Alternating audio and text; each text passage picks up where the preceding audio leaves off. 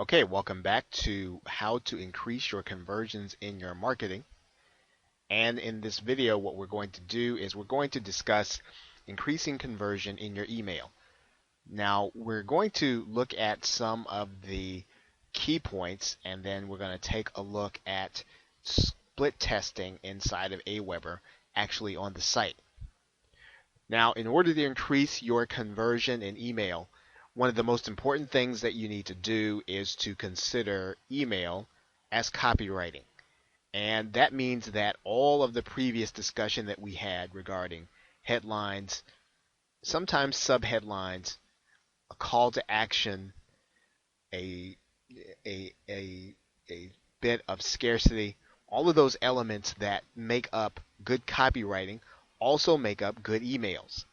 Now, if you consider that you are actually trying to get your buyer to take action, that means that you'll need to appeal to their emotion and that your writing needs to be benefits based.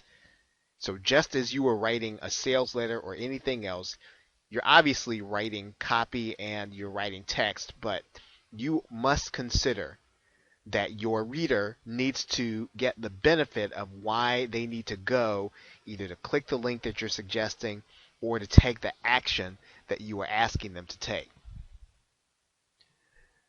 One of the other things that you can do to increase your conversion is to find out what part of your email is working and which parts are not. And you can do that by conducting split tests. In most autoresponder services, you have the ability to conduct split tests and to send different parts of your list different emails. And by doing this, when you change one element of the email, you are actually able to test different parts of your marketing. Therefore, let's take a look at the split test inside of Aweber.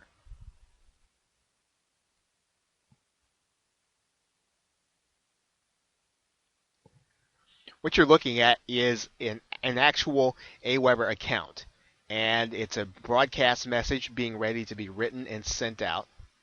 And what you can do is you can determine each segment of your list, or you can determine different segments of your list will receive a different email. And what you're doing is you're testing to see which headline or which part of the email the different parts of your list will respond to.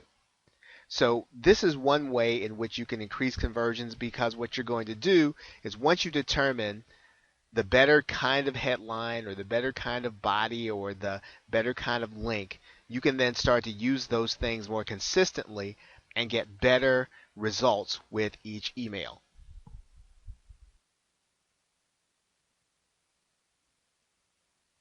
Now, one of the other things that is suggested that you do is to test greetings. And greetings are the way in which you actually speak or you actually refer to the visitor or to the reader in your actual email.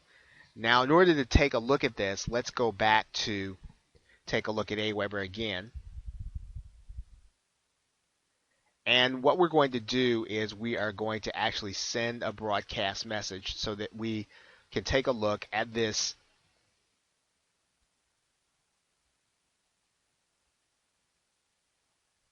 One of the things that you are allowed to do is to personalize each email. Therefore, if you click the personalize button, and every autoresponder service has this. Now notice that what this part of your email says has a funny bit of code in there, and it says first name fix. That means that the person's first name is going to be placed in that subject line. You can also do that within the body of your email in different parts. So you can personalize it. Now, why must you test this? Because it has been proven that certain parts of your list may respond well to having their name or seeing their name in an email, and in other cases, some communities or some marketing lists will not respond well because they feel as if that's a phony way in which you're communicating with them. So what you'll need to do is to test your particular list to see which one they respond best to. And you can do that through split testing. So you should always test the greetings to see which one fits best for your particular list. Another thing that increases conversion in email is to basically use email as a way of following up. So when you actually have a buyer, or when you have, a specific, maybe you have an event, you want to use your email list in order to follow up and to find out how your subscribers feel about certain things. You want to find out how your buyers feel about certain things, and sometimes the act of following up will allow you to have another sales opportunity. You'll be able to place your link inside of the email, and you'll get the opportunity to market to someone when you follow up. If you use each opportunity as a way to look out for the best interest of your buyer, then you will get many opportunities in order to sell and to place your links in front of them. If you simply use your email as an opportunity to market, then it's likely that your list or your subscriber list will be turned off by your emails over time. So use the opportunity to use email as a way of relationship building, and you will see your conversions increase. Now, the other thing that you'll want to do is that, because email is copy, you want to get the reader to open your email. Now, that's an important part of email, and you'll need to use copywriting techniques, but at the same time, one of the things that you must do in your subject line is to get your reader's attention. If you don't get their attention, then you're not going to even get a chance to put the rest of your copy in front of them. Right? So for your headlines, test different sender names. If you're going to use the personalization, test a different subject line. Test preview lines. Now, what you'll need to do, of course, is you'll need to use the split testing feature inside of Aweber or whatever autoresponder you're using. Now, notice that I said test preview lines. You might wonder, what exactly is that? What is meant by a preview line? Well, let's take a look once again inside of Aweber. Now, interestingly, every email client, whether it's on your PC or it's on your mobile device, will provide the user with a preview of what your email is going to be about. And that preview is typically not only what's in your subject line, but what's also on the very first line of your email. So if you consider that the very first line or the very first 40 or 50 characters, they're going to be seen by somebody before they open your email, then you want to use that space carefully, and you want to use it in order to